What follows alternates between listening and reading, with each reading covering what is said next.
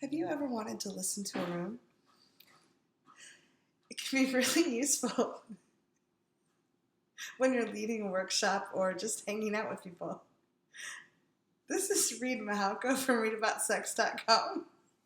And I'm actually not touching my nipple. I'm like an inch away from it.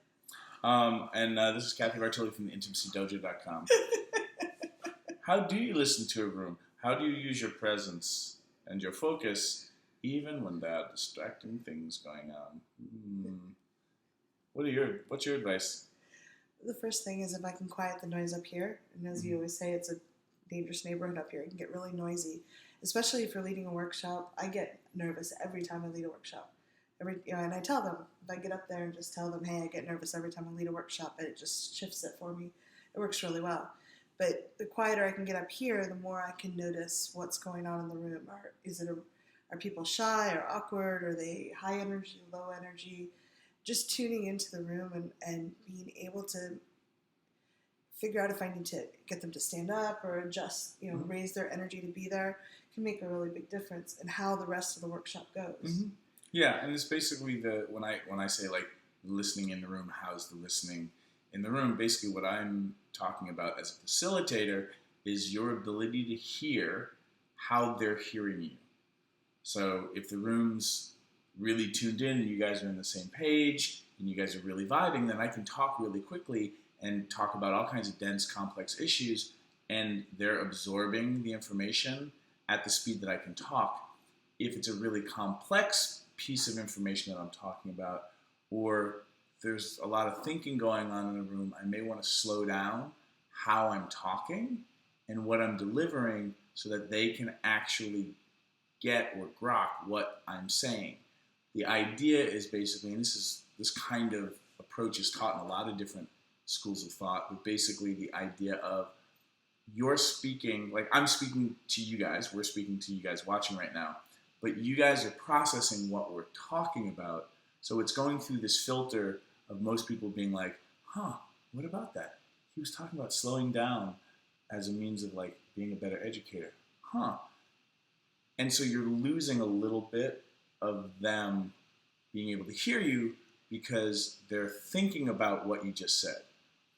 As a facilitator, your ability to basically turn the volume down on those filters for yourself so that what's going on in the room doesn't have to come through you. What's going on in the room? I feel really nervous. This is weird. I hope they're okay. You're losing your ability to connect with them. And some people in your workshops feel that disconnection, and then they start being more disconnected because you're disconnected. Yeah. So whatever you can do to get more present and quiet the voices down in your head allows you to be with the room more, hear what's going on for them, which actually has them be able to pay attention more. I really like, too, you often ask early in the workshop and throughout the workshop for people to give feedback. Like, is this making sense? Is this working for you? One, that gives you a chance to pause, and when you're teaching, especially for people that are not as experienced, it's hard to juggle the teaching and the listening. Like, it's two things at the same time. So if you're giving other people a chance to give you verbal feedback, that gives you a chance to energetically tune to them as well. For those of you who believe in energy. Yes. And it gives you a chance to hear intellectually what's going on, too. So if a couple people raise their hand and say, that was great, but what was that third point you made? I didn't get it. You can go back and catch them up so they can be more present for the rest of it. They got the foundations going forward. So the ideas of one, what Cathy said around like expressing to people in the beginning what's going on for you as a means of quieting the voices down in your head. It also role models for them that you're not this perfect guru who has all your shit handled, which is fake. And has them, you're role modeling from that everyone's perfect, which is weird.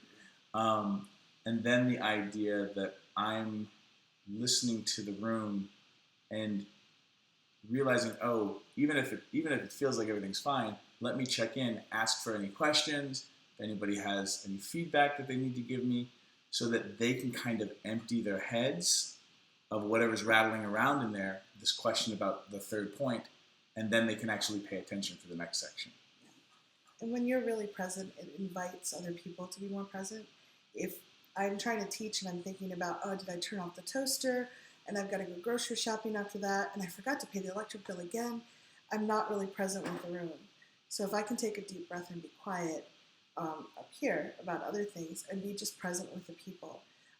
Bo Easton talks about, one of the people we follow, talks about being present with one person in the room at a time until you build a connection. So it might be 30 seconds or a minute, just being present with them rather than, my tendency is to go more quickly and look at each person for a couple seconds so they feel seen.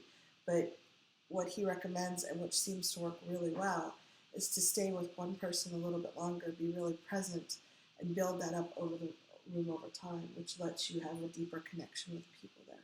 Cool. Awesome. We hope this is helpful. Let us know your comments. Hit a like button once in a while, folks. It's not going to kill you. Hit a thumbs up, yo. What else? What questions do you have so that you can be more present with the next video? Thanks very much.